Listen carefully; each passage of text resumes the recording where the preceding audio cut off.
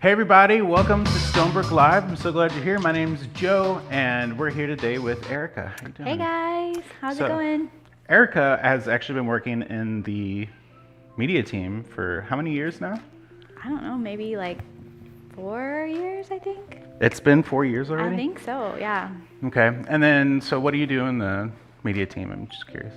I usually run the Pro Presenter, the screen, so like the things that come up on the screen, the words to the songs or the videos, whatever, is usually played by me. Yeah, well, wonderful.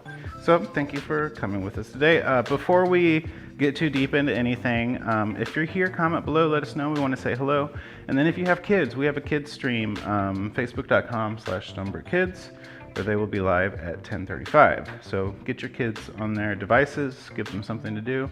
And I don't have kids, you know, I've watched the stream here and there, and like Caleb streams on Twitch, and I like to play video games, so that's exciting. But as from a parent, how do your children feel about the kids stream? They love it. They are always really excited to go see it and want to watch it over and over again. Caleb and Emily always have something super fun they do or crazy, and my kids like to sing and dance, so they always get excited about that part and just want to watch it all over and over again. So definitely check it out. It's super awesome, and your kids will love it. Absolutely. I do get excited. Caleb does fun things like, and Caleb, just in case you don't know, he's our next gen pastor, our family pastor here at Stonebrooke. But he drops things from like the scissor lift and like destroys stuff, and he has a Lego mug on his stream. If you're watching his stream, look out for the Lego mug. It's really cool. It is really cool.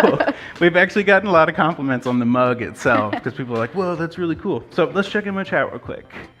Randina and Nick, it is your awesome wife, Nick. Hi, honey. Way to go. Thanks for tuning in, Marty. Good to hear from you this morning. Timothy. If you guys are just checking in, say hello. Hi, friends. So glad you're with us today. Of course. And if you have your kids, Stonebrooke Kids Stream. Now, I was thinking, it's December. We're wearing Christmas sweaters. 'Tis the season. As you can see around us, we have some decorations, including this donut. Not sponsored yet by Master Donuts, but hopefully at some point Master Donuts reach out to me. But yeah, so it's Christmas time. Christmas on the Square happened this week. I was downtown for a little bit. It was hectic. I know we didn't have as good of a turnout as we've had in the past, but I feel like in the midst of everything that's happening, it was really nice for a lot of people in the community to stay socially distant outside, but still get together for an event like that. Yeah, super fun. Yeah, and then we have a parade today here in Waynesville. It's our annual Christmas parade, and a few of us are actually going to be there. Do you like parades? I do like parades. They really remind me of when I was in marching band and getting to do parades. And I forgot you were in marching band. yeah. I was a nerd, and it was always super fun to play. So I always like to go and see the bands and everything. And I did that band thing. Like parades for me, I did band in college, so like long parades. And I had a tuba on my shoulder for most of that time. So I'm over parades, but still once a year for Christmas is not so bad. So if you're downtown after the stream today and you see one of us, say, hey, we may have a camera out. So if you want to say hi to your Stonebrook family, you can do that too. And then what else did I have on my agenda? I had a life groups. Life groups, of course. How can I forget? Most important thing we do here at Stonebrooke. So we have some life groups that are happening right now. A lot of people don't know how to get connected. They're not really sure what to do or how to safely get connected, things like that. And so we have a lot of pushback saying, hey, we want to meet in person. Hey, we want to meet in person. Hey, we want to meet in person. So we are pointing everybody towards life groups. I've been involved with a life group for 2 or 3 years now, and you're in a group as well. We are, yeah. My husband and I lead a group, and we've been going for, I think, 2 years now as well. And so it's so awesome. I so recommend life groups. It's just a way to have community, friendship, especially now when you can't get out and do normal stuff. Like it's such just like a lifesaver for us, like just to have this group that we can talk to and vent to, celebrate with, whatever. Just do life with. It's awesome. Absolutely. I feel like I've grown more and learned more, not just about like my faith, but about like humans and like how that faith affects who we are as humans. Just so much more having kind of learned through a symbiotic relationship with the people around me. It's really, really valuable. And so that's why we really want you to join a life group. We're going to have a link on the stream, a featured link that you'll be able to click to get connected in a life group. And you may see Missy in the stream. Missy, good morning. She is our life group director here at Stonebrook, and she can connect you with the group as well. So comment below, check out the link when it is up a little bit later, and then connect with the people around you. For sure. So today we are going to answer a question with Mark. Well, I wouldn't say we'll answer a question. Do we ever really answer questions? We have conversations. We do. That's the whole point. So we had a question come in from an old friend of mine, actually, that was about the age of accountability. If you don't know what that is, we're going to talk about it here in just a moment. But when does a child lose their innocence? Is a child innocent? I don't think any child is innocent. Well, yeah. I don't know. But so Mark's going to be here. He's going to talk for about 20 minutes, and then we're going to come back and wrap up at the end. We have a group that we'd like to tell you about, so stick around and enjoy the message.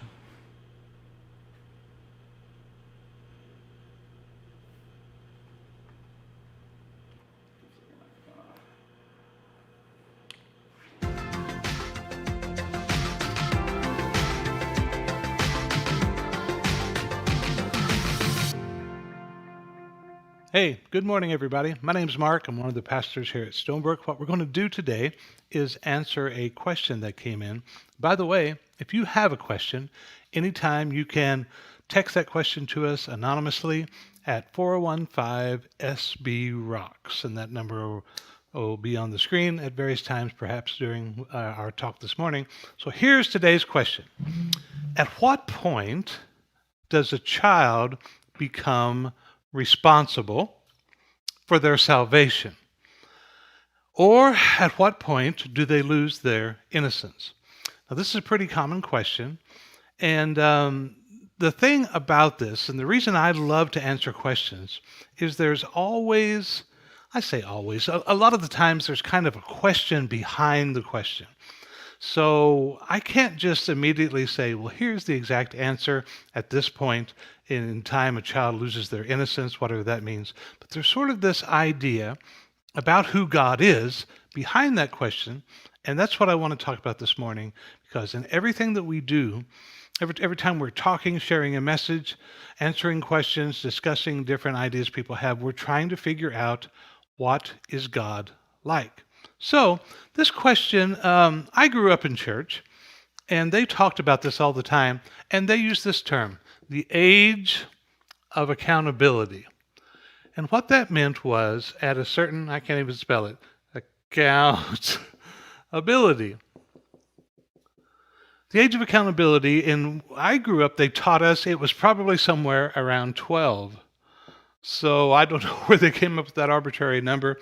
It sort of, I think, came from Jewish males have a bar mitzvah at 12, where suddenly they are now responsible to know what the Bible says, and they're sort of seen as a man now. And so there's this idea that children reach a certain age, but as this question says, can they lose their salvation? When are they responsible for their salvation? And this idea is something that I don't believe it has a basis in truth, and I believe we need to look at it. The idea comes from the fact that Christians have been taught, I got to get my eraser, that years and years ago, 6,000, 10,000 years ago, that there was a guy named Adam. I drew pictures of a couple weeks ago. We'll do it again. Guy named Adam in the Garden of Eden. There he is. He's very happy. He's very naked, but he's happy. And there's this tree, and then there's his wife Eve. She's happy too. And that there's a fruit, an apple, banana, orange, who knows, and that God told them, you can eat from all these trees, but if you eat from this one, you will surely, this is really important, you'll die. Well, that's something you should pay attention to. So if I eat this fruit, magical fruit of some sort, if I eat that, I'm going to die. A snake comes along, talking snake, that for some reason in the story can walk. And so the snake comes along and says, you don't have to listen to God. If you eat that fruit, you're not going to die. God knows. He's just trying to spoil your party. God knows you'll become like him, so have at it. Eat all you want to. Adam and Eve didn't listen to God. They listened to the talking snake. And the story goes, they didn't die. This is really important. People believe, and we'll get to why they didn't die in just a minute. People believe that because they ate the fruit, take a bite out of that apple, that sin entered the world because they're disobeying God's law. There's something that God had a big deal about. Hey, you got to listen to me. If we're going to have order, we're going to have law and order, we're going to have things going right. I'm the boss, you're not the boss, do what I say and everything will be fine. And that God got really upset because they disobeyed him in this small little thing, and that somehow sin intrinsically passed on to everybody that was born after them. You are one of these people that were born after, and that this sin, black cloud hanging over their head, lightning bolts, this bad thing passed on down the line to their descendants. But here's the thing I want us to look at before we go further. This word die. They didn't physically die. They were still there, in fact, supposedly in the story, and I don't necessarily think it is a historical event. Adam lived to be 960 years old. The word die in the Hebrew, in the way that the Hebrew people look at death, means a separation. God said, in the day that you eat this fruit, there'll be a separation between you and me. And that's what I want us to talk about. Because this idea of there being an age of accountability comes from the idea that intrinsically, when we're born, that we all have some sort of inherent sin. Now, the Apostle Paul addressed this in a letter that he wrote to the Romans. We're going to look at that scripture right now. Paul said, at one time, that's really important, at one time, I lived. We have to sort of, time out for a minute. What do you mean at one time you lived? You must be alive right now if you're writing this. He's talking about something else besides physical life. One time I lived without understanding the law. When Paul refers to the law, he means the first 5 books of the Bible, especially Leviticus, Numbers, Deuteronomy, what the Jewish people would have called the Torah, God's commandments that they're supposed to do in their everyday life, certain things they're supposed to do to obey. I didn't understand the law. Paul said at one time, but when I learned the command, when I figured out the law said, do this, don't do this, when I found out what the rules were, I found the command to not covet, or that's like being envious, desiring something that someone else has. He's using that for an instance. Covet, for instance, the power of sin came to life, and the next verse says something very interesting. And I died. Remember in the story with Adam and Eve, when they ate the fruit, they were supposed to die. Paul says there was a time in my life when I didn't understand right from wrong. I didn't understand what God's law said. But when that command finally came around, there's a power of sin that came to life, and I died. Well, he must not be talking about physical death because he's the one that's talking to the people. He's the one that's writing the letter, so he can't be talking about something physical. In fact, he goes on. So I discovered that the law's commands, which were supposed to bring life, brought spiritual death instead. Now, what is spiritual death? Spiritual death is simply a separation from God. That is the entire issue that, frankly, the Bible, Jesus himself, is dealing with in every letter, in every historical document, in all these documents in the Bible. God is dealing with, there's a separation between you and I don't want that to be. God's desire from the very beginning was for us to have face-to-face relationship with him, and for there not to be all these laws and these rules and these commands, these do's and don'ts that are separating us. But it's been taught to us that God had to create some sort of distance, some sort of gap between us and him because he was so holy and we were so sinful. But I don't believe that is the way it is. Paul goes on, by the way, and he says, sin took advantage of those commands in the next verse, and it deceived me. It used those commands to kill me. Paul is saying sin itself used the things that God said do and don't do to separate me from God. But the question is, did God do the separating or did we do the separating? Years ago, I heard this story, and when I was a young lad dating my current wife, I drove a Ford pickup truck, as all good redneck boys at the time did, and we would drive down the road, had a bench seat at that time, and my wife would sit right next to me in the bench seat. We called it the two-headed monster. You drive down the road, and you see a guy and his girlfriend, and she's sitting right next to him in the pickup. And the story goes that there was an older couple driving down the road. They saw the two-headed monster, these young kids, and the wife said, "Honey, you remember when we used to sit so close like that? Isn't that sweet?" She's sitting right next to him. "I wish we did stuff like that." And the husband didn't even look at her and simply said, "Well, I didn't move." She, over time, of course, moved away. Well, the question is, in our relationship with God, who moved? In the story of Adam and Eve in the Genesis, it's Adam and Eve that hide. God comes looking for them. My contention is that there never was a separation that was established between us and God by God himself. But religion has given us the idea that because we aren't doing something perfectly the way that God intended, that God can't be around us. And so somehow that gap has to be bridged. And at some point in our life, that's what the original question is. When do children lose their innocence?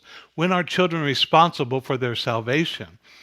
Well, Paul says, first of all, to answer that, he said there was a time in my life when he was young that he was alive. He was alive to God.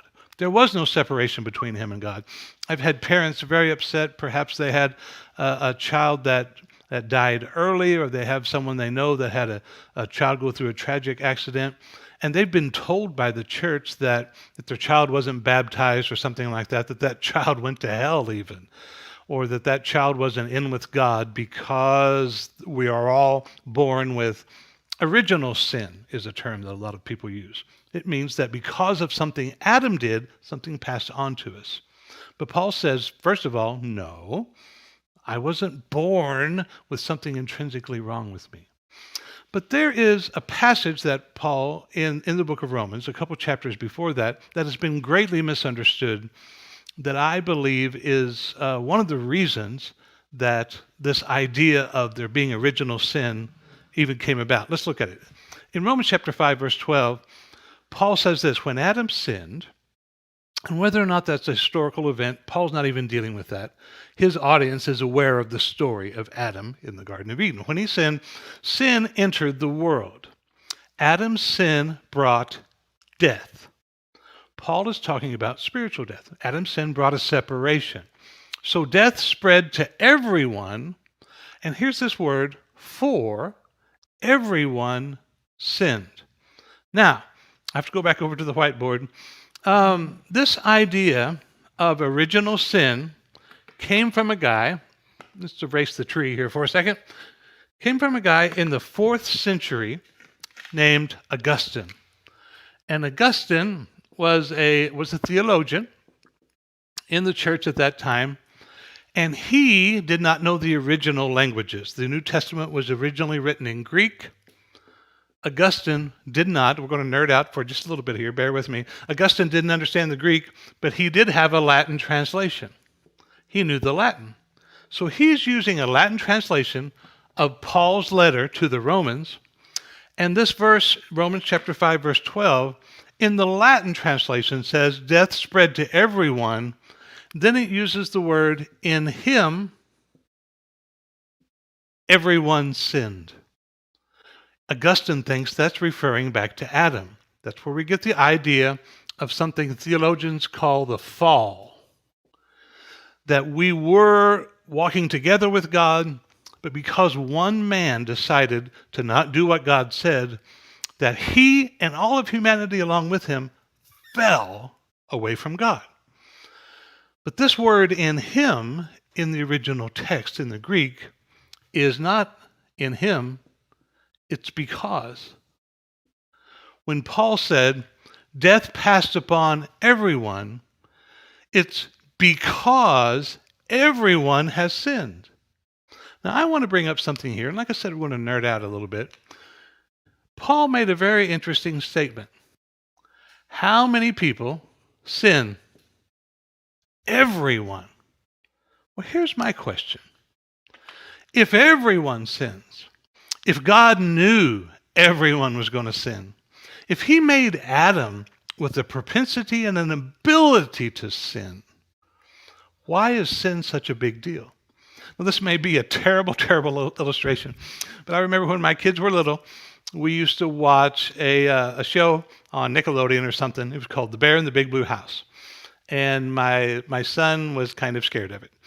But I love The Bear in the Blue House, and he sang a song at the end, and if your kids are there and they've seen it, well, I don't even know if it's on anymore.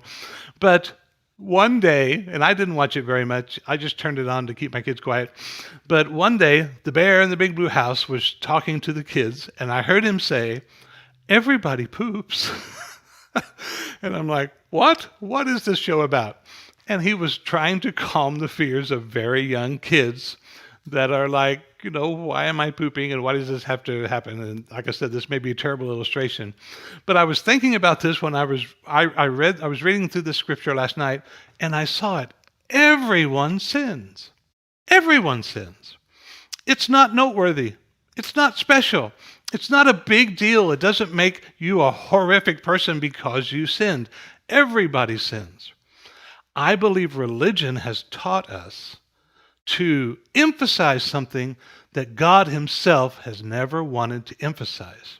God has never wanted there to be the separation between people because we have fallen short in something that he expects or something that he wants. He doesn't want to be separated from us. That's what religion has taught us. You can no longer be in God's presence because you have done something bad. But Paul is saying, no, everyone sins. Spiritual separation, spiritual death, separation from God, passed on everyone because everyone thinks, well, because I've done something wrong now, I can't be around God. So I guess what I'm saying, the bottom line is, it's not that there's a certain age when children suddenly are responsible for their salvation, and if they don't accept Jesus or hear about Jesus at that particular moment, that they're going to spend eternity away from him being tortured, is a concept that is not something that Jesus himself taught us. When Jesus came to this earth, He was trying to show us your understanding of God isn't what it's supposed to be. Let me show you what God is like. God is your Father, and He cares about you. And that separation, I'm here to show you. I'm here to hang out with people that the religious establishment says are sinners, and they can't even come to the temple. They can't even offer sacrifices. They're so awful. I'm going to go to them. I'm going to pursue them. I'm going to hang out with them so I can demonstrate to the entire world there's nothing wrong with who you are. You're who you are because that's the way that I made you. Why don't you just come follow me, and I'll make your life better? That's the bottom line. Now, there's a couple scriptures that I want to read from. It's actually one of Jesus' best friends. His name is John. And he wrote a letter to the church. And he made some statements that I think will help us here.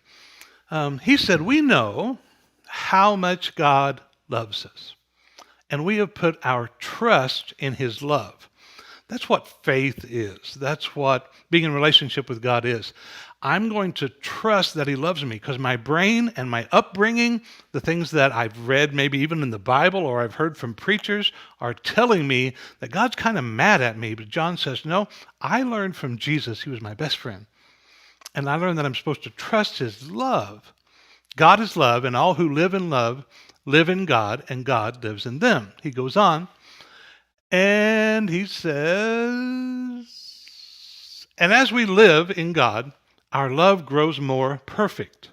As we live in God, as we get to know Him, as we hang out with Him, so we will not be, this is a big one, afraid on the day of judgment.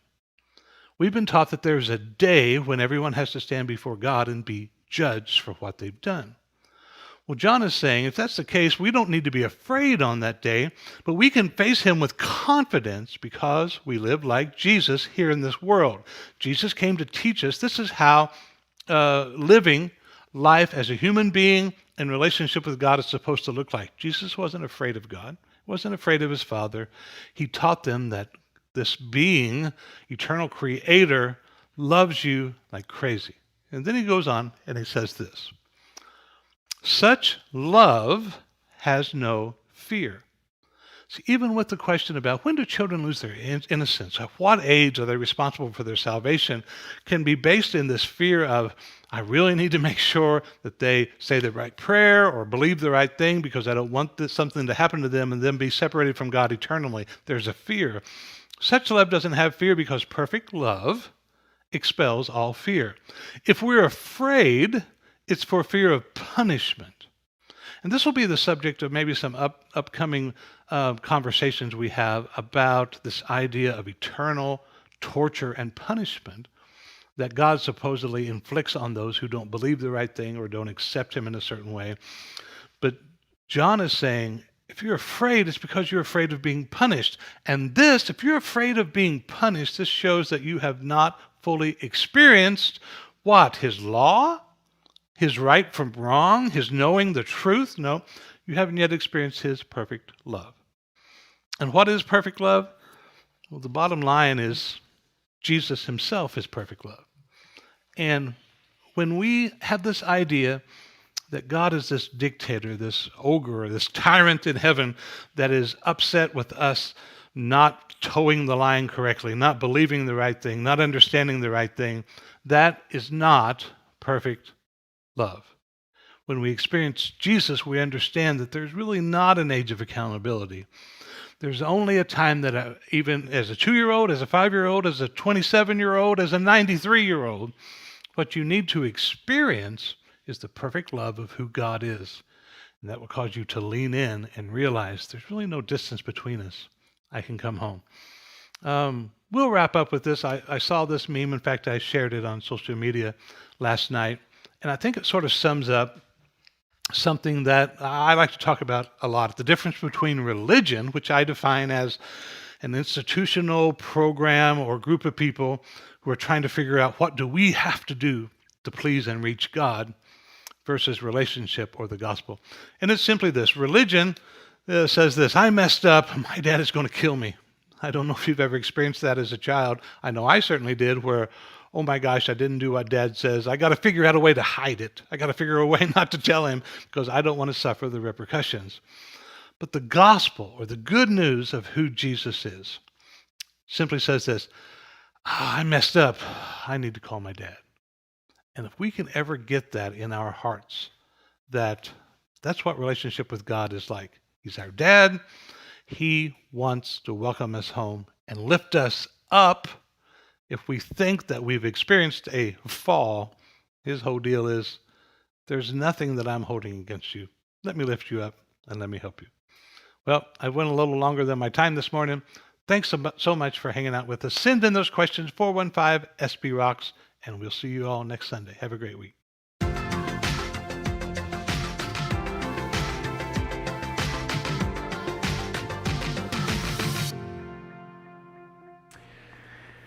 Hey again, everybody. So thanks for hanging out with us this morning. That was interesting. Was. Sure. So let's just dive into it just a little bit. So one of the things we like to suggest and throw out there is that on Sunday morning, be a part of the conversation. Don't just sit and actively, peruse or inactively. I don't know what the correct term is. Don't just sit there, but have a conversation about the things we've talked about. Talk to people around you, let them know how you think. And so we're going to do a little bit of that right now. Age of accountability, I think Mark really, he gave me those member berries because he talked about being 12 years old, or that's when the age of accountability usually is. And I feel like that's when I remember, maybe a little bit earlier. I grew up in a very strict Pentecostal environment. Well, not strict Pentecostal. I thought it was strict, but it wasn't that strict. But what about you? What is your experience with that? I also grew up in church. I'm a preacher's kid, so we were always there. And I guess for me, I just always remember knowing, my dad said I asked about being baptized when I was 3. I don't remember that, but just knowing that was what you're supposed to do. And so, but by the time they told me no, hey, let's think about this for a little bit and actually let it mean something to you, instead of just knowing the right and wrong answers and things. And so I think I was around 12 as well when finally kind of clicked. Something I've never thought about. I don't have children. Your mom, at some point, one of your little ones is going to ask you about salvation or about, eternity. Have you, just to throw you on the spot, have you thought about that at all? I mean, yeah, some, but I don't know. I guess it'll just depend on when it happens and what to talk about. But I'm excited for that day when they're ready for that. But to be able to say you are accepted and loved, that's a wonderful thing.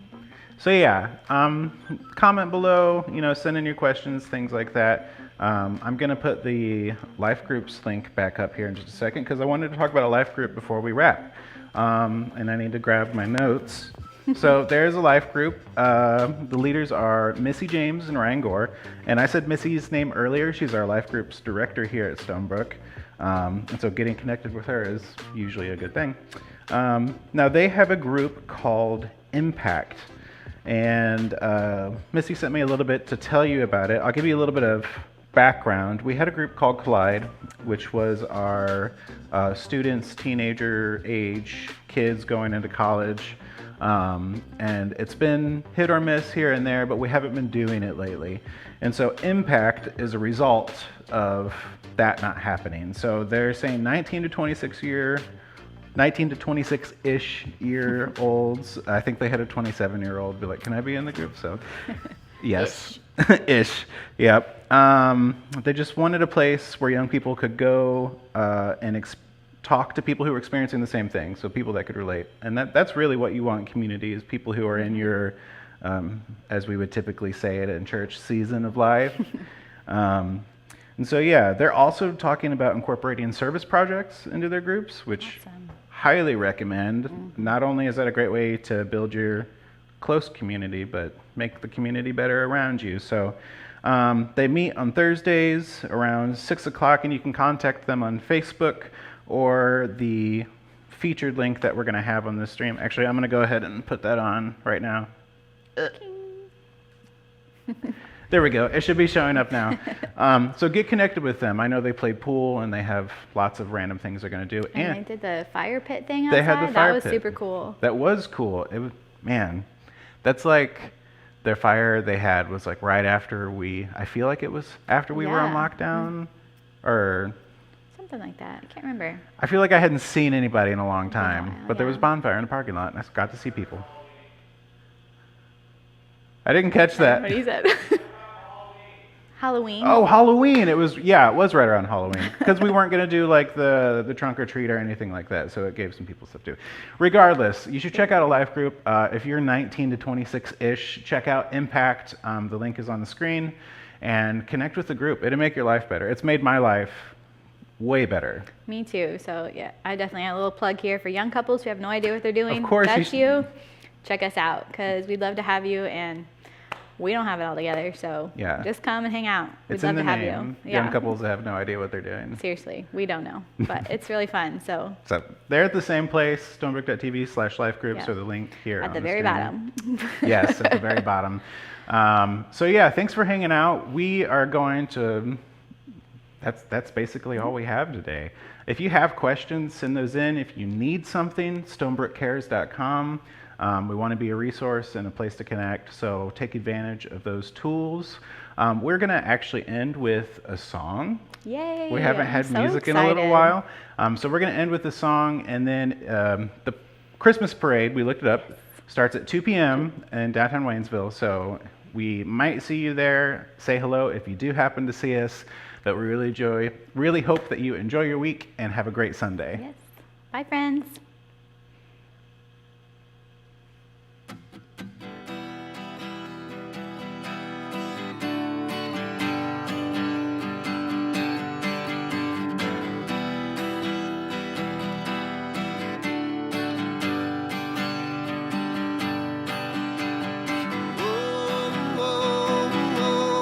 We have come to testify.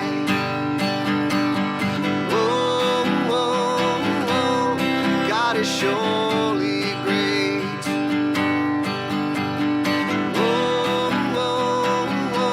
His love is like a river wide.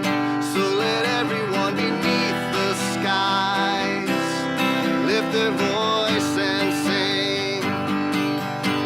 For the kingdom of our God carries on, carries on, carries on.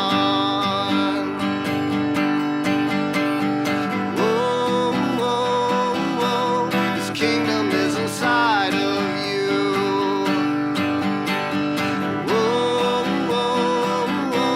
It's everywhere you are.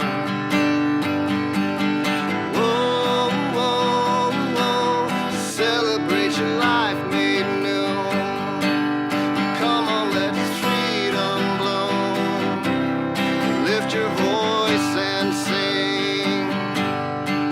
For the kingdom of our God carries on, carries on, carries on. For the kingdom of our God carries on, carries on, carries on. Everybody sing hallelujah. Everybody sing hallelujah. Everybody sing hallelujah. Everybody sing hallelujah. Everybody sing hallelujah. Everybody sing hallelujah. Everybody sing hallelujah. Everybody sing hallelujah. Everybody sing hallelujah. Everybody sing hallelujah.